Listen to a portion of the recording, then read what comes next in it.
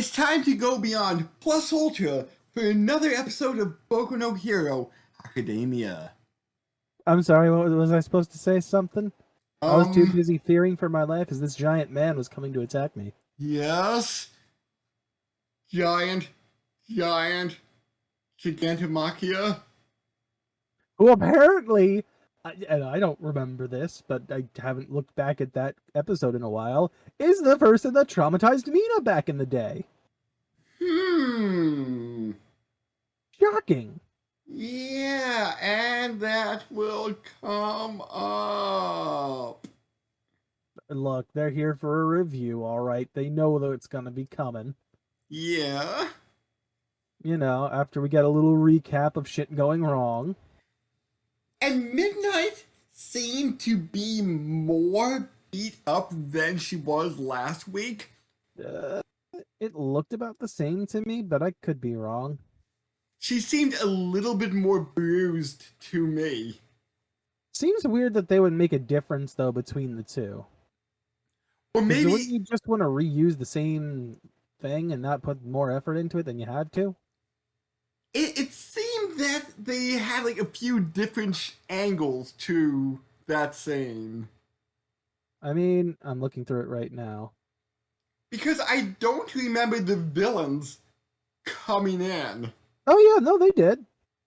They did right at the end, right before she cut off. I must have missed that then. Did you like blink or something? In Maybe? fact, there was a point like you see them running at her here, but there's a part they didn't include here where they literally are starting to jump up at her. Hmm. Like Hmm. they're right on top of her, not just running at her from a distance at that point. Yeah. Can confirm that was last episode. That did happen. I must have blinked. You blinked. This is what happens when you don't have, some hero there shoving water into your eyes. I wonder if that would make me blink because, like, the water is being shot into my eye. I don't I mean, it know. would depend on how gentle it is, I guess. Yeah? It'd have to be super gentle, because otherwise, like, you're just gonna reflexively react. Now, granted, I guess in Eraserhead's case, he's like been training to keep his eyes open as long as he possibly can, regardless of what's Uh coming at huh. him. You know, Hmm. he's probably trained that reflexiveness to like not be as prominent, at least. Like, obviously he probably still has it, it's just a matter of him recognizing when it's necessary and not, because otherwise he's going to start breaking his erasure ability every time. Mm hmm. And you were right that they had to get the sedative into his mouth. That seemed pretty accurate, pretty Y- clear that that was going to have to happen. yeah. Yeah, There's no way so to inject it. I was half right that Grape Rush using his grape orbs? I Something? mean, we talked about what heroes were there that could do it. Yeah. Grape Rush being one, you know, Mudman softening. Mudman being a mainstay, Ceros tape, And the what's vines coming in to try yeah. and like grab him as well. Yeah, but I did not expect Created to make dynamite. That was a bit unexpected. Was not expecting dynamite. Makes sense though. Like the upper layer of it would be watery and liquidy, you know, and then the Yeah. bottom layer would still be hard. Making dynamite would make it sink more, Mm-hmm. make it Mm-hmm. into more of a weird slushy rather than and deeper at that. Yeah. Although So I don't know, and this is me being like super nitpicky on this. I'm not sure if those explosions would reach the surface, like the actual.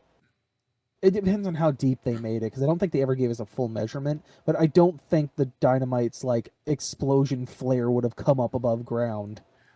well we don't know how soft Mudman makes the earth, That's so true, but I don't. What I'm saying is, I don't think the explosion would show. Like, if you detonated something, say, underwater like that, the most you're going to see is bubbles, and probably like maybe the smoke coming up with the bubbles. uh I don't think you'd see like the flare of the explosion coming up. maybe not the flare, but I would say, like, I've seen underwater explosions before, like, in movies and such, and you do see. Certain movies aren't realistic, is the point. Like, they do that to make a point, not to be real. So you're saying, like, the force of the explosion won't knock water into the air? Oh, I'm not saying that. I'm just saying that the flare itself or the fire isn't going to be there. It also depends on how deep. Because if it's deep enough, the water itself will absorb the impact. Yes. Even more so if it's like super deep and there's enough pressure to hold it there. So yeah, like, I'll agree with you that the flare probably won't sorry, be seen. Just to make one more point, like we have plenty of underwater volcanoes. We don't see that shit exploding everywhere, like constantly or anything. Fair enough. There's a reason why when an underwater volcano goes off, you get like a tsunami instead of like a giant explosion rippling out, like of the water itself. Fair enough. Anyway, onto the actual episode, and not the science. Because screw physics, this is anime. I mean, it's true. Screw reality. This is fiction. Really, really awesome anime. Or is it nonfiction? I always forget which one is which. Non-fiction is not fiction. Non-fiction books are biographies based on real people. Nonfiction, prose writing that is based on facts and real events. Got it. How do you not know this? Because I always think, like, fiction means real, and nonfiction means not real. That's the way my brain tries to translate the words.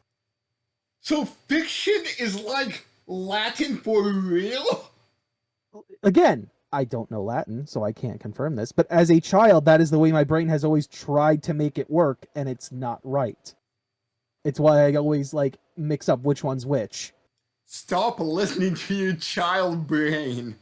It's really hard to unlearn things that you think is correct as a child. Oh my god, Like how eating dry turkey on Thanksgiving is terrible for you.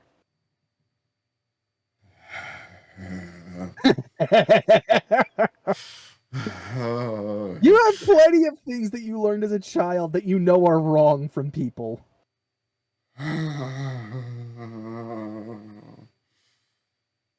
Please do not speak about dry turkey.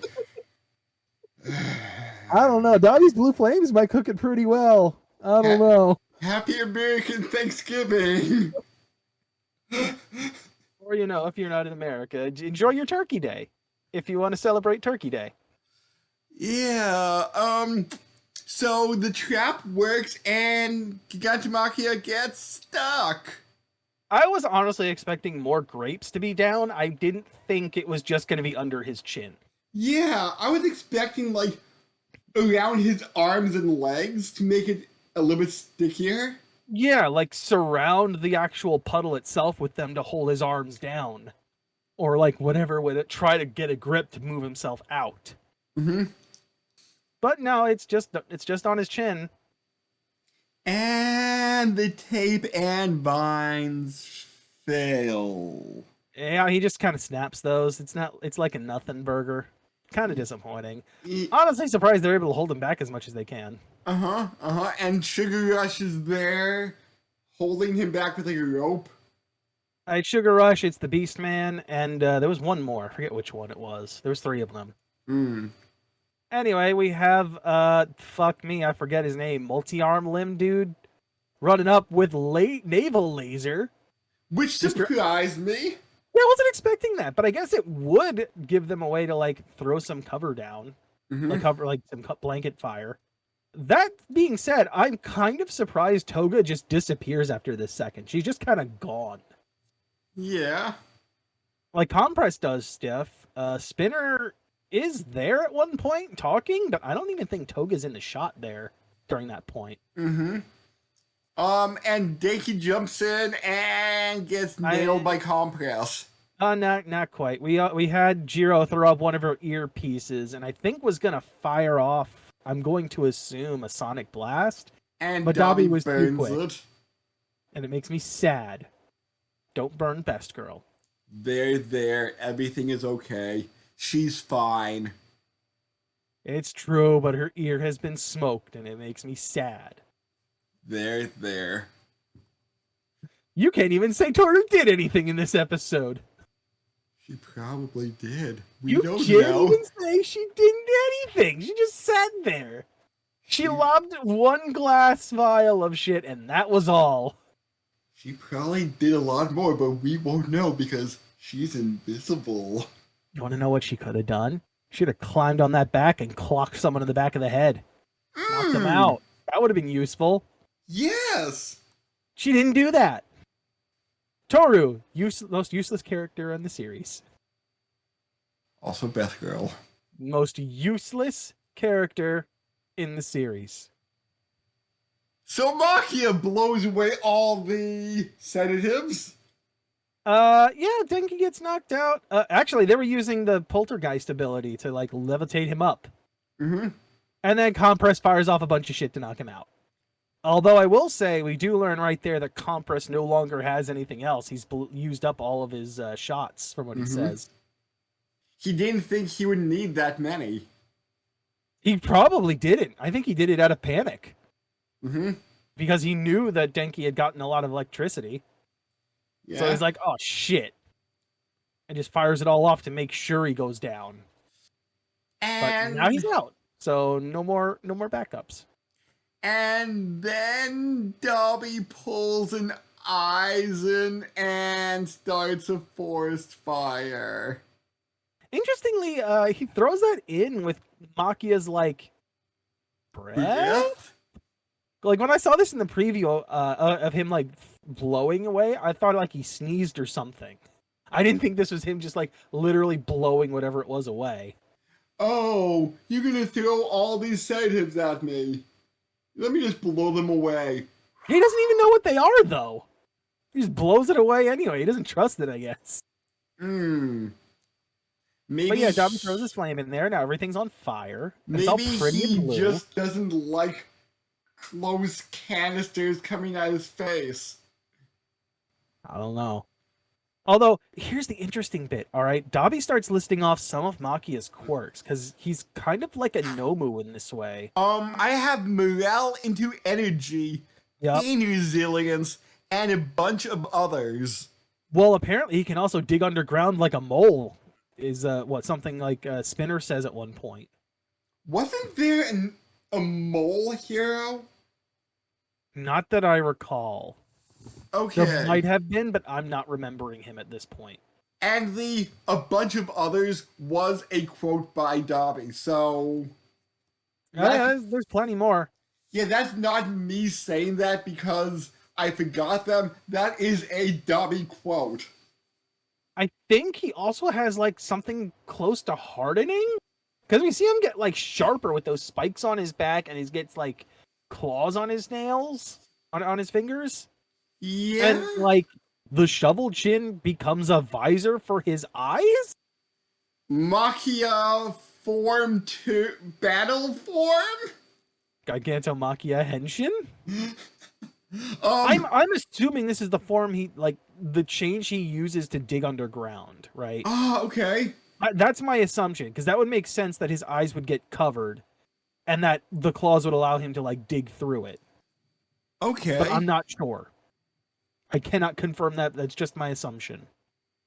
But that comes a little bit later. Apparently, they asked Dobby if him using his flame like that hurt him or not. Like, who was it? Oh, I do see.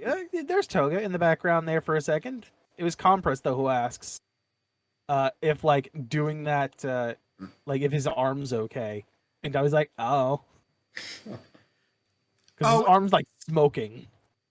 And it does say that Mole is a quirk by Gigantomachia, but it doesn't say anybody else. Mm-hmm. Anyway, while the forest is burning, Machia stands up. And I think this is about the point where the explosions happen, is it not?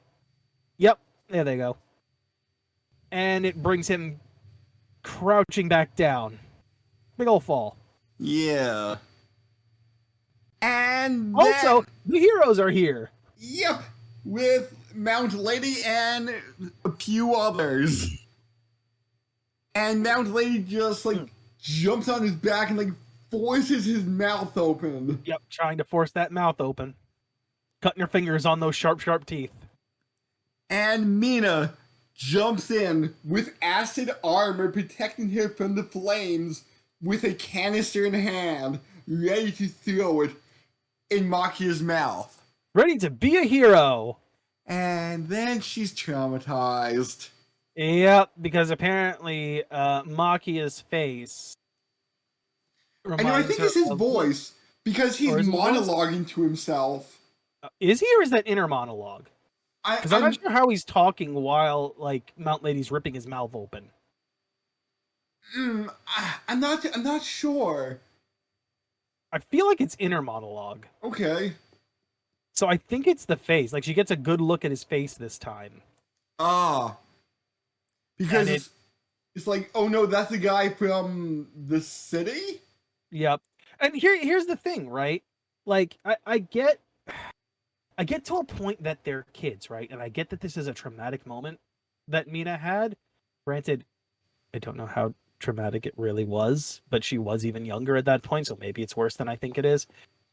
But I feel like after the whole monologue she has about how like we gotta be heroes and stand up, and she just fucking freezes, is kind of some bullshit, right? Like, yeah, it gives Red Riot that chance to come in and be the hero, but at the same time, right, it's like, come on, man, like, give some of these other people their due, right? Like, Riot had an entire section devoted to him in one season, as well as, like, the point where they were going down after Overhaul with Fat Gum. Yeah. He had that entire bit, too, for himself. Mina's gotten, like, nothing. She did, like, breakdancing and teaching people breakdancing that one time. Yeah. She didn't have a hero moment, and it sucks. Like, I want some of the side character students to get their day, and they just aren't. Like, Creaty here is getting one, right? Yeah. Like, with her leadership here, and I love that. But these other side characters in the class just don't. And it's not even like their class 2A, or I'm sorry, 1B. Yeah, right? yeah. Where, like, they're not the main focus. They're not the main group. Characters within the main group don't get focused on, and it's sad. They just kind of get shoveled to the side. Mina has a perfect opportunity to be a badass here, and she doesn't get it. I'm not saying this series has too many characters, but Class 1A, I think, has like 24, 25 students in, so you can't expect them all to have like equal screen time. I'm not asking for that. I'm asking for them to have their one hero moment in the series. And a shit ton of them don't get anything. Mina had a perfect chance to have her hero moment and didn't get it. Kaminari got one. He got one when he sucked up all that electricity, right? He got the moment. That was great. Mina didn't. Hell, Jiro hasn't gotten a good one. Maybe. I don't know what you do with Tailboy, but I'd like to see him get a moment too. Sarah as well. Well, there's still time left.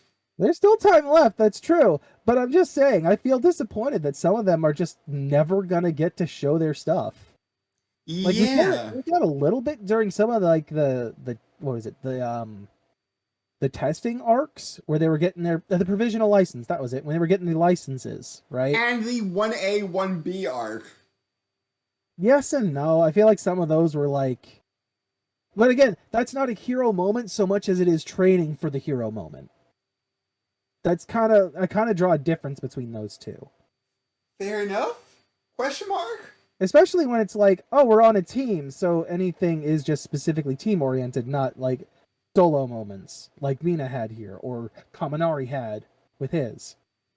Yeah. Hell, even Tsukuyomi got one saving Hawks. Exactly.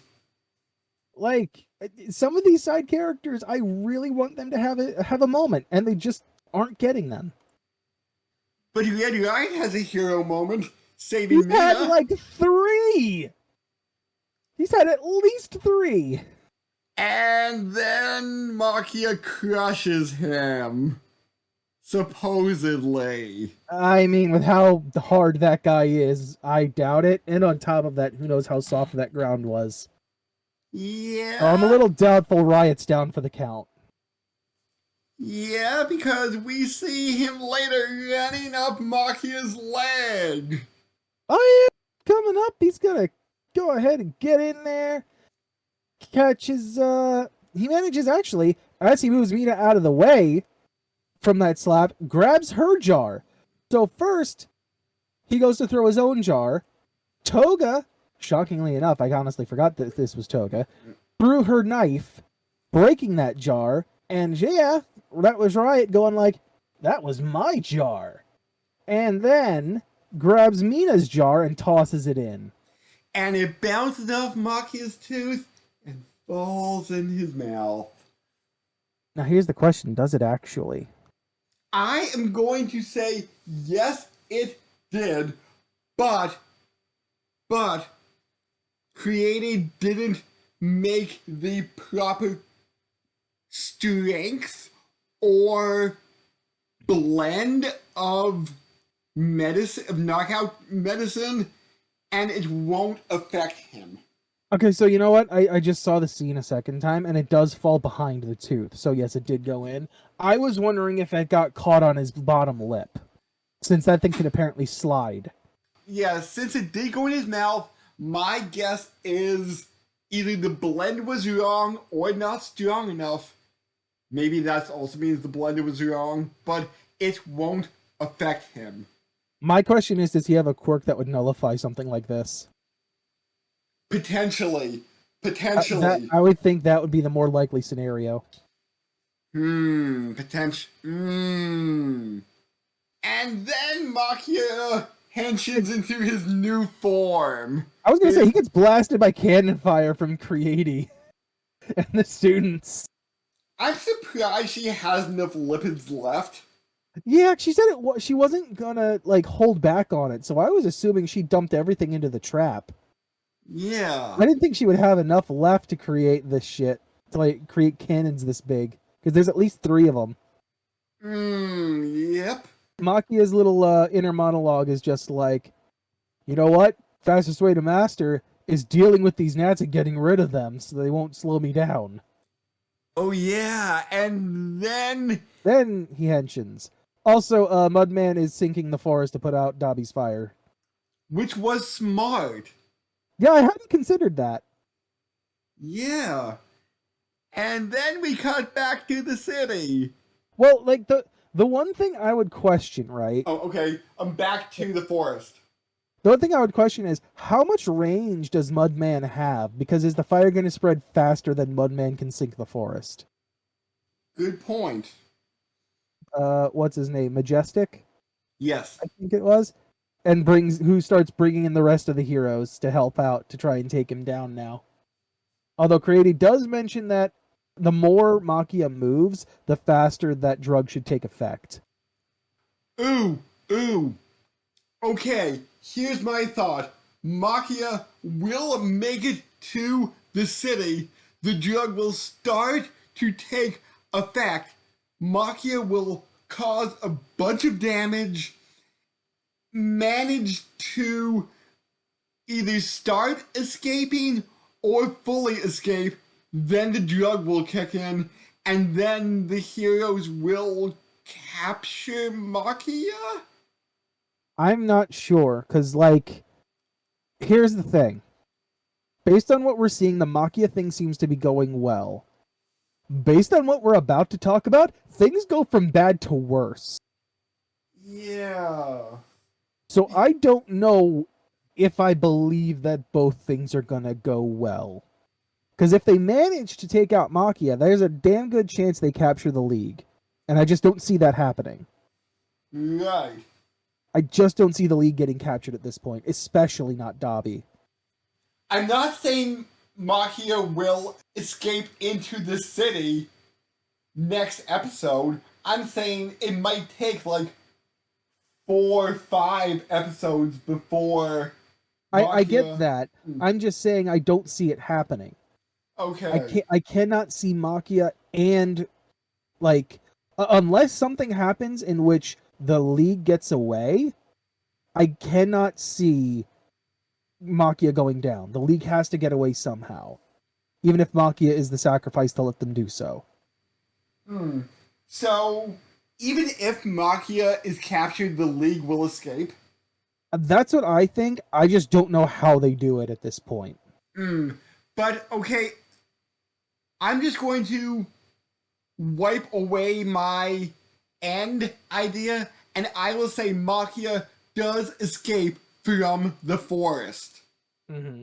Like, he will go into dig mode and escape that way.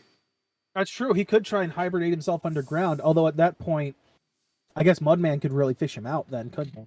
Yeah, but I'm just going to say Makia will show up in the city and cause damage. And I'm just going to leave my theory. What city's left, really, though?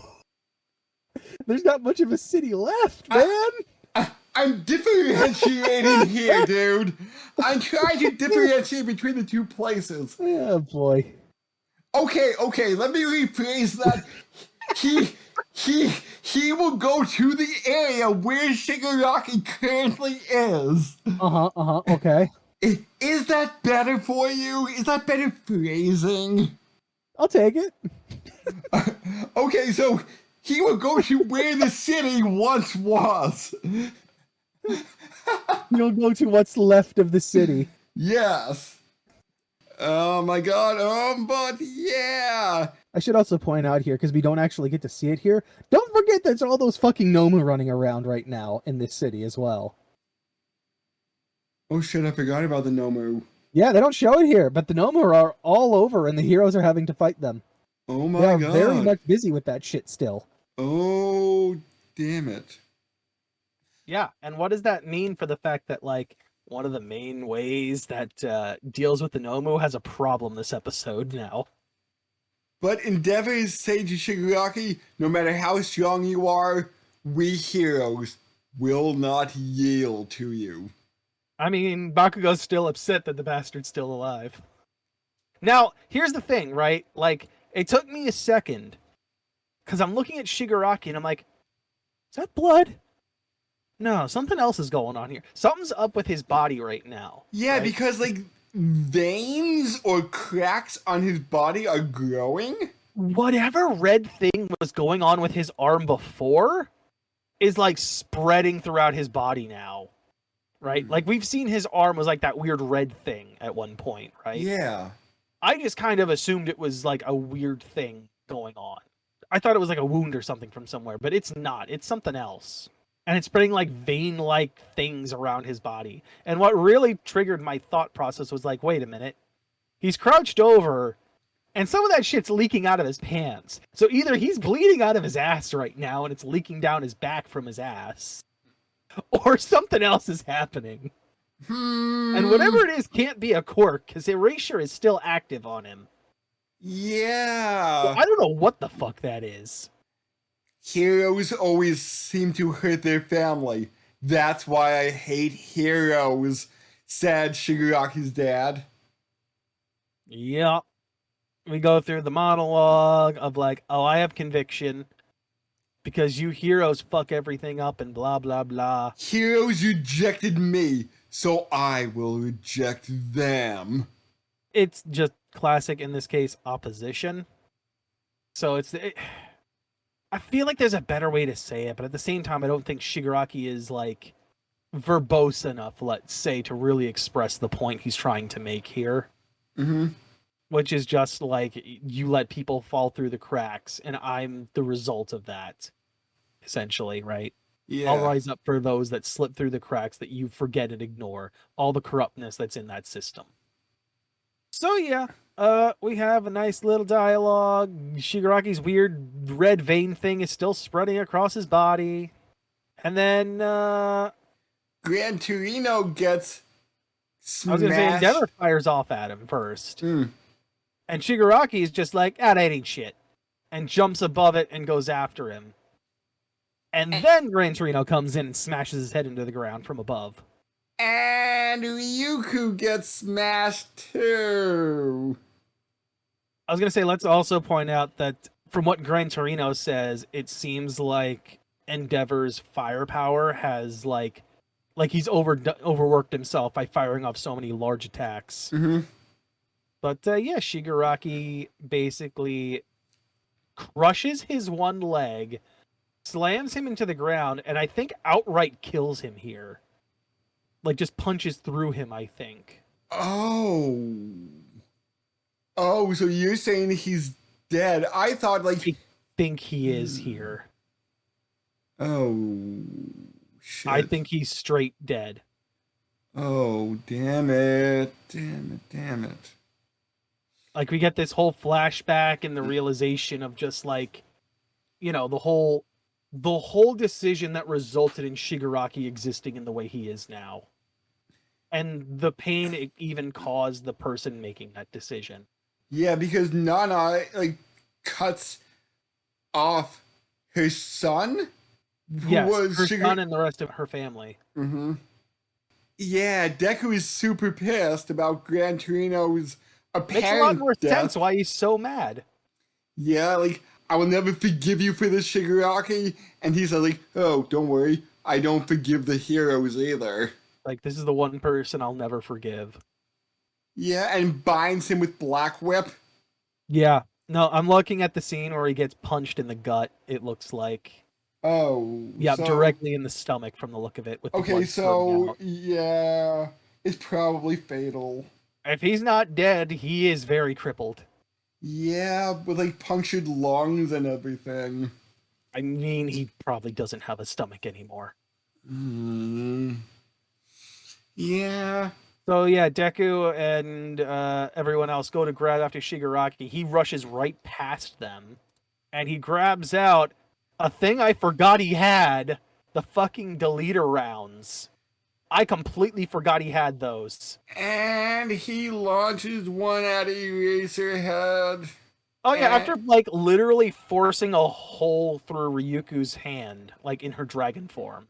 And with Deku grabbing his throat, tries to literally use 100%. Here's the thing, right? This is the part that I don't understand.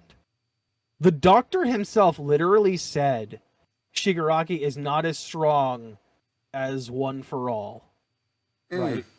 And Deku uses 100% Wyoming Smash on him.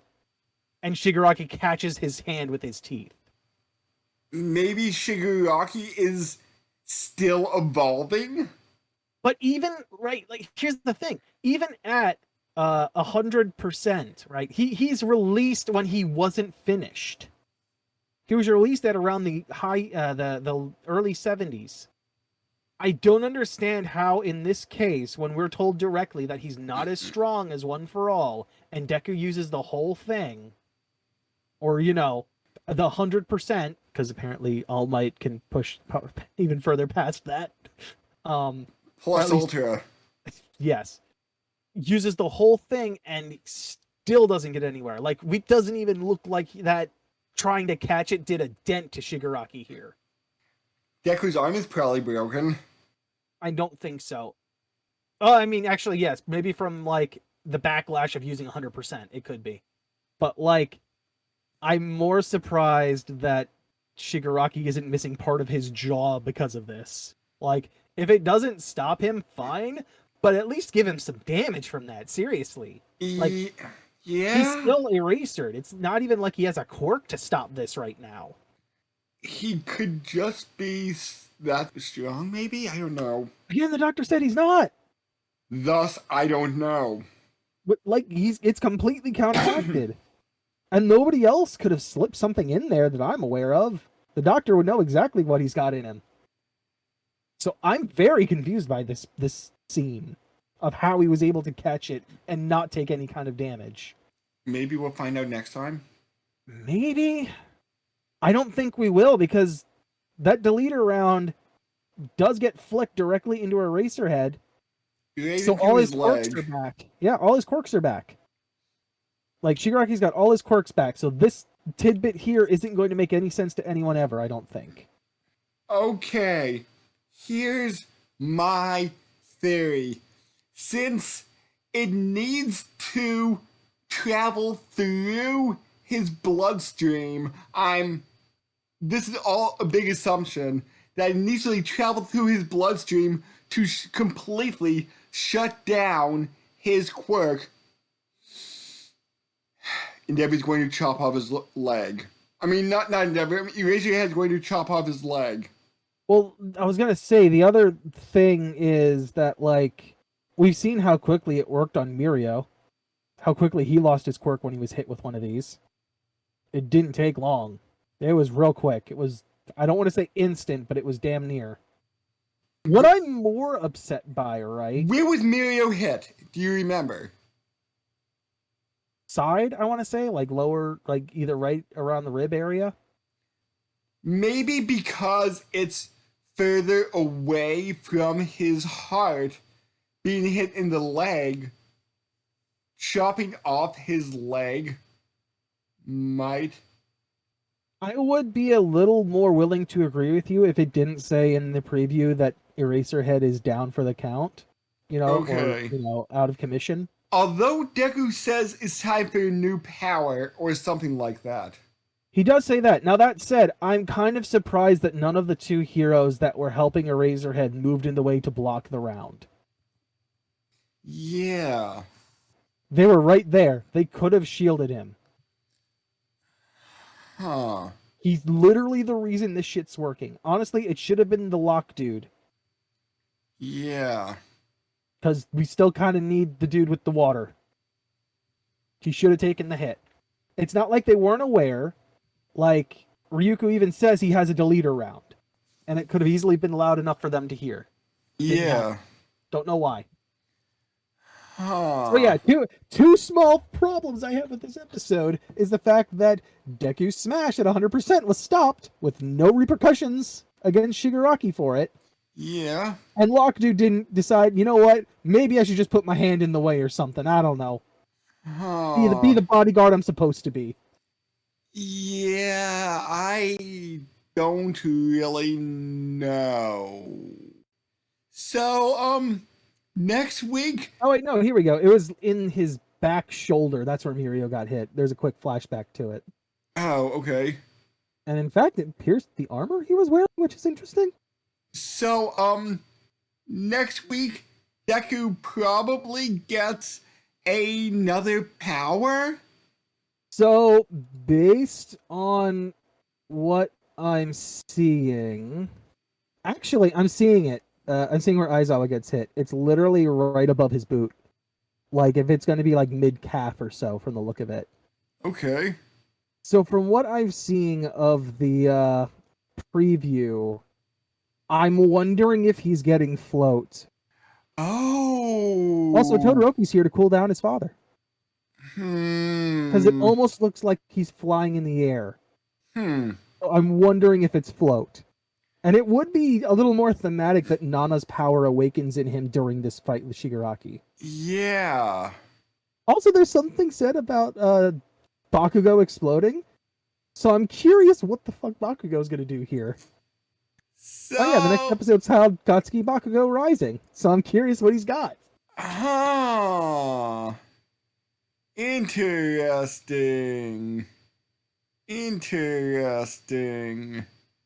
So, come back next week for intense action that will probably cut out so we go back to Makia. Yep. Forget Shigaraki. We're going to focus on Makia now. I don't like this back and forth. Well, too bad. Catch everybody next time. Yeah.